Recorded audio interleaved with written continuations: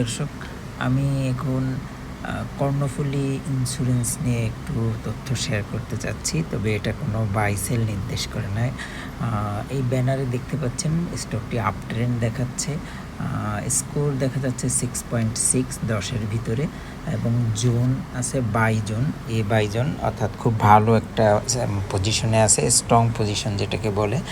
স্টকটি breakout দিয়েছে।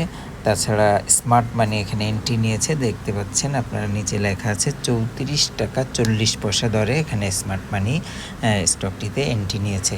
তো আশা করি আগামী দিন ব্রেকআউট হবে। ব্রেকআউট হয়েছে একটা, আর একটা ব্রেকআউট হতে পারে এবং কনফার্মেশন না পেলে স্টকটিতে এন্ট্রি নেওয়াটা ঠিক হবে না। যদি দেখেন যে স্টকটি আগামী দিন যে রেজিস্ট্যান্স দেখা যাচ্ছে, রেজিস্ট্যান্সের উপর থেকে শুরু করে এবং ক্লোজ করে, তাহলে স্টকটিতে এন্ট্রি নেওয়া যেতে পারে।